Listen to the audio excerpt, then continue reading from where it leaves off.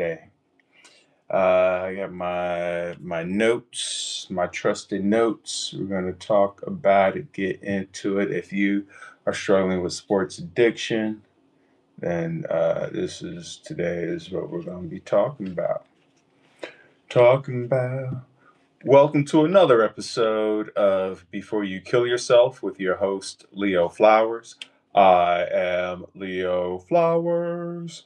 Today we're going to be talking about sports addiction. Ooh, some of you out there know about that. That's not when I said sports addiction, sports betting addiction. There's a big difference. There's a difference between being addicted to playing sports and betting on sports, because chances are if you're betting on the sports you're not playing the sports. But this came up because in the Atlantic article they had or Atlantic magazine, they had a great article about this guy who spent 14 weeks sports betting.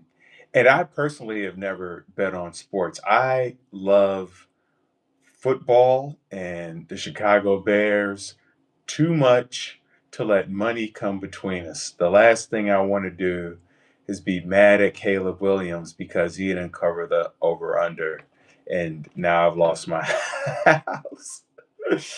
So we don't want to do that. I love it too much. I love the game too much, and also the games are stressful enough. I don't need another layer of stress to add. I mean, I've watched people betting on sports, and they're toggling back and forth between their different bets. You see them monitoring every screen and scrolling frenetically for the different scores, and just sitting there grinding their teeth and pounding. It's not a good look. I'm like, the game is already you know, gut wrenching. Fourth and goal, 3rd and 1, the kickoff, the long pass, all those things. They already, yeah. Anyway, so I don't want to add it, but I bring this up because the stats show that 1 in 5 compulsive gamblers will attempt suicide, a higher rate than any other addiction. So right there, we know that sports betting, man, there's something about losing money that just is so painful and gut wrenching. And it also obviously depends on how you've lost the money, right? If you had everything on the line, house, kids, mortgage, if you had to win this bet, then that can really be painful and just hard to look at yourself the next day. And also, I could imagine where you feel like, how do I recover from this? How do I come back from this? Because not only are you in debt, but you're overdrawn. Probably your bank accounts are overdrawn. The mortgage hasn't been paid in a while, and now you got to face your wife and kids, and that humiliation and all that. So, and then when we look at the stats, we know that half of men between the ages of 18 and 49 have an online sports book. So, I mean, that's 50% is a massive number, but of men between the ages of 18 and 49 already have an account. And when we look at the bigger number from 2017 to now 2026, in 2017 we had 4.9 million people gambling, and now it's 160 million people gambling online illegally. That's a big jump, and that number is only going to get exponentially bigger and larger. So the cool side of that is you're not alone. If you are out there and you're sports betting and you're struggling, you're underwater, you're not alone. There's so many other people out there struggling with this and trying to figure out how to get right side up. Um, but and with that said, there is something, I think, the reason why I've never gotten into sport, and not that I've never placed bets.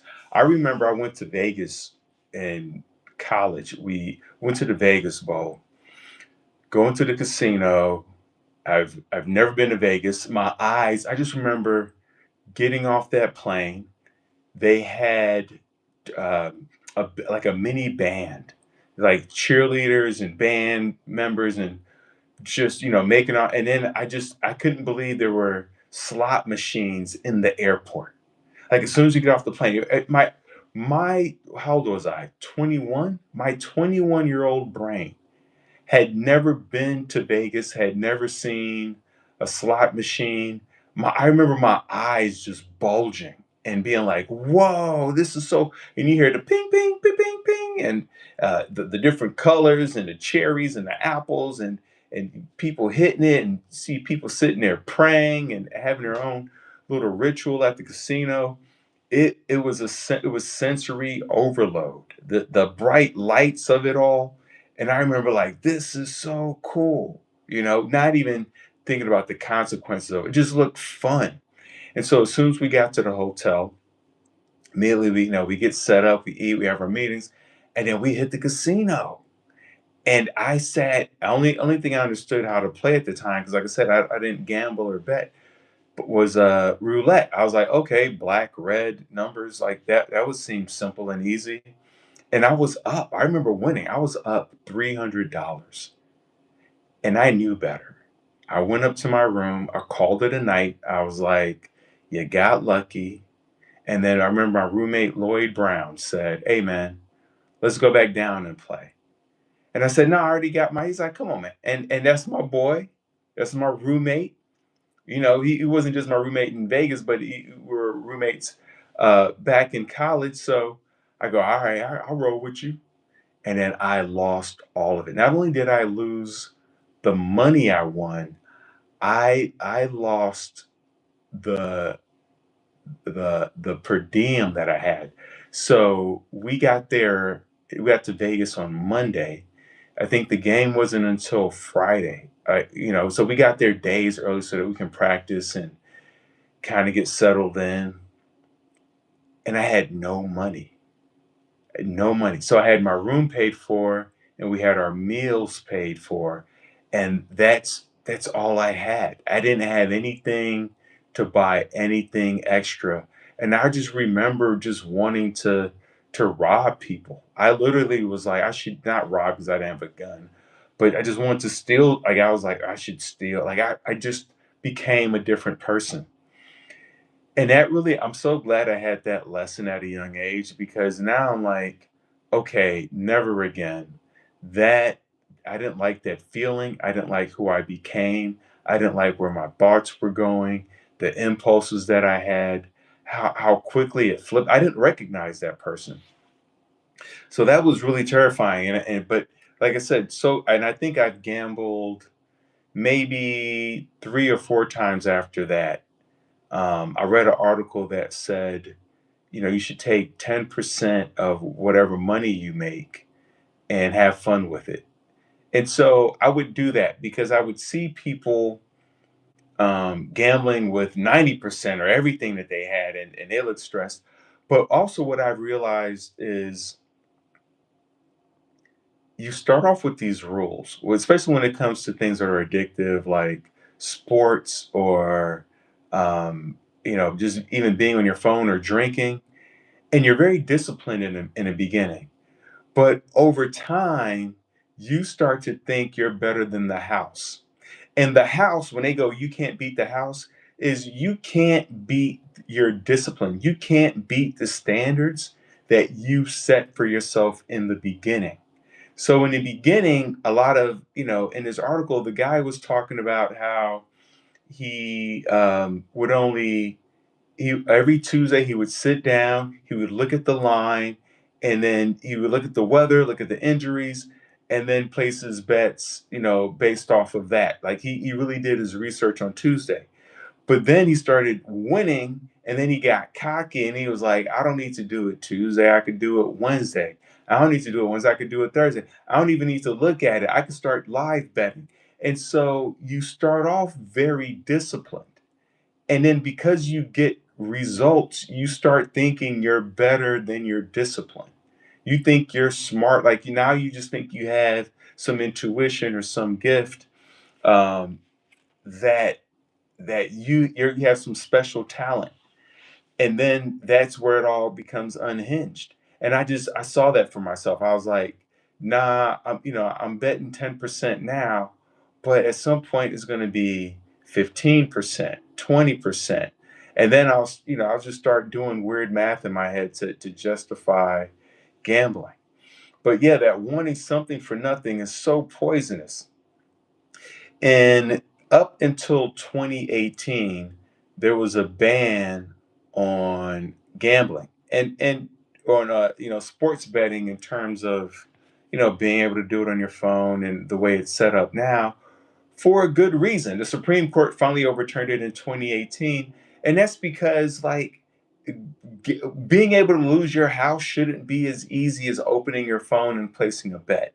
You know, before 2018, you had to plan and save money and think about going to Vegas out in the middle of the desert with other like-minded people in a social atmosphere and placing your bets, right? You shouldn't be able to just be in your bathtub and then now all of a sudden you lost a kid's tuition. Like, that's too easy. But in 2018, they overturned it for whatever reason. I don't want to start any conspiracy theories. But now you don't have to go to Vegas. Now Vegas has come to you, right? And in the NFL, if anybody out there is sports betting, like I said, I love football too much. The NFL is actually the hardest to win money in because the lines are too sharp, right? It's just too close, too narrow. So you're better off betting on like lacrosse or tennis or one of those sports, which I don't love those sports. So if I were to sports bet, I would definitely bet on a sport like cricket. I'd bet on cricket. I don't care about cricket. I'll bet on bowling, right? And now that you have Kalshi, and Polymarket, where you have these predictive betting apps, man, people are just off to the races right now. So, what are some of the signs that let you know that now you've become obsessed with betting? That you might be, I think they call it on the tilt or chasing, right? Where like if you're in the bathroom or in a parking lot, like you're sitting in your car and you're scrolling and betting, or you find yourself late to things, or people are threatening players. That's the thing is you lose a game, especially like you bet on a tennis player and they lose the match. Now these tennis players report getting threats from people. A football player fumbles, and now people are threatening to blow up his house. Like I very well could see myself doing all of that. And I think what's insidious about sports betting is that there there are no signs in the beginning. Like if you're a drinker, oh, we can smell it on you. Right? You do drugs, your eyes are glossy, you're slurring your words. Like there's signs that you're taking some type of substance. Or if you're cocaine, like now you're all of a sudden hyper and cleaning the whole place from top to bottom, right?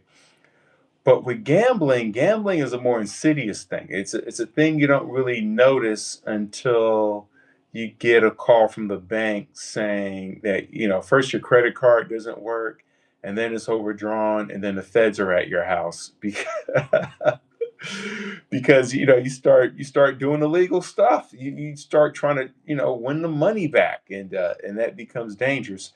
And these apps are so insidious. DraftKings, FanDuel, they have all these celebrities promoting them. Kevin Hart and uh, I forget some A-listers, man. I'm like, why are these A-listers supporting this? I mean, the money obviously is great. Oh, LeBron James, they got all the black celebrities, and so it's kind of heartbreaking to see that because you had people who are promoting something that's so damaging for a lot of people, and the people promoting it don't even need the money, right? But they want to get the money. They want to be in a millionaires club or the billionaires club or whatever. I don't want to judge. Everybody has their own reason. I don't know people's situations. They very well may need the money, But it's just heartbreaking because I know that is targeting a lot of young people, right? They don't have Dick Van Dyke, doing a DraftKings commercial, or Betty White hologram. They got young, black celebrity, urban celebrities doing this, and I think the thing that I don't like about sports betting so much is it's kind of causing more of a divide. Like, you remember back in the day, you could go to a sports bar and everybody was rooting for the same team, and now everybody is rooting for not just teams but individuals, and now people are cheering at different times. It used to be if there was a touchdown for your team, the whole bar would light up and everybody be cheering. And now uh, people are cheering at odd times based off their bets. So you don't have that. It'd be like if you went to the movies and everybody was watching a different movie in the same theater. So you got somebody crying over here, somebody yelling over here, somebody laughing over here. It'd be so weird, right? And with that sports betting, there's kind of a loss of legitimacy because now you're like, did they throw the game? Is this to cover the spread? Are the refs in on it? The players? Like it now you don't even trust it. You're like, all right, am I just watching worldwide wrestling right now? Is this just all entertainment and no competition? Which for me would be heartbreaking because like I said, I love the game. I love sitting down every Sunday and watching my Bears win or lose. I'm there for them. But if I start to really feel like they're throwing a game or the game is based off of sports betting, I just have to find another way. Which another thing is, when you start sports betting, there goes your weekend. Not only your weekend, right? Because you have football Sunday, right? And then you have, or NFL on Sunday. Then you have college football Saturday, and I think at this point you have when the season starts, the games are you have Monday night and then Thursday, Friday, and then Sunday. But I think they might start doing Wednesday night because Wednesday or Tuesday because they have those international games. So the real question here is, what do we do? All right, um, we're addicted to sports betting. What are some of the things we can do? One is they have these things called a self-inclusion form. A self-inclusion form is where you can sign up online and uh, essentially be banned from the like DraftKings and FanDuels and all that. They won't reach out to you. You won't be able to access them. Right. What it doesn't uh, what it doesn't include is your ability to go into a physical casino. So these physical casinos have hacked into, I don't know, they have some relationship. They find out who signed up for the self-inclusion form and then they email them. Right? Isn't that insidious? They're like, hey, we saw that you signed up for the self-inclusion form, but if you ever want to show up in person, our doors are open. Right? Isn't that wild, right? So here you are trying to, get your life together, and the casinos are like, let's take advantage of that.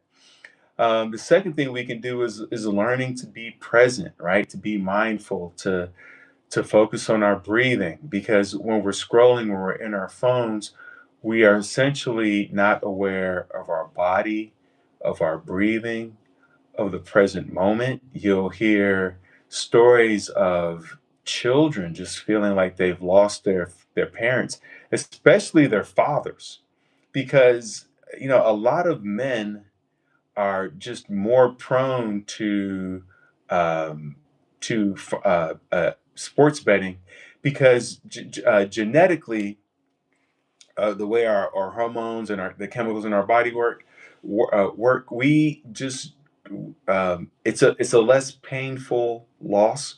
It's a less psychologically painful loss for men than it is for women, just due to our chemical makeup, right? And then also, we're more optimistic about our ability to win the money back.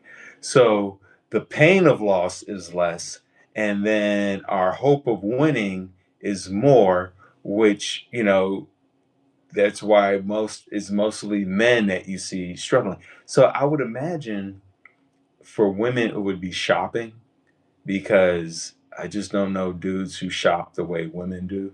Like the way my girlfriend shops is crazy, right? I just don't shop like that. The But yeah, so the sports betting is just set up for men to do it. So we got the self inclusion forum, learn to be present, accept help, man. The third thing you can do is accept the help that's given to you. Join a support group, a 12-step program. They have those for people who are struggling with sports betting addiction. And then fourth, find meaning in new activities that require effort, right? That are time consuming. Volunteering, hanging out with friends, cooking, exercising, taking an improv class, gaming. Throw yourself into something that will take up time, that is immersive, that is engaging. You don't want to, I mean, just even baking, cooking, working on a car, something to get you go fishing, something to get you engaged, keep your hands busy. Find that thing, even planning future things or finding a way to be supportive of other people who are struggling. Be a sponsor for other people. Block those betting sites. Turn off the notifications from those betting sites. Let somebody else handle your finances. Unlink all your payment methods. And then, if you're still struggling and you're just like, I don't even know where to start, there's a number, 1-800-GAMBLER, 1-800-GAMBLER. Call that number and get the help that you need. Um, you know, Addiction is so hard. No matter if we're talking about sports betting addiction, food addiction, drug addiction, sex addiction, any type of addiction is going to be tough. And no one, I don't know anybody who really has been able to do it alone. So don't be afraid to ask for help. Don't be afraid to say you need help. Don't be afraid to say, I can't do this alone. We can't do anything alone. Nothing, at least nothing worthwhile. So don't let society tell you that you can. So get the help that you need, and know that it's a real thing, and know that you are worth it. So thanks for tuning in to another episode of Before You Kill Yourself with your host Leo Flowers. Remember, this podcast is not a substitute for you calling the 988 or any of the other 800 numbers where you can chat, talk, or text, or go to thrivewithleo.com for one-on-one coaching with yours truly. Let's get to tomorrow together. Booyah! Thank you guys for tuning in. What is happening? Hello, yo yo, geometry. Ba ba ba ba ba ba ba. See you guys mañana. Is tomorrow mañana? I don't know what that means.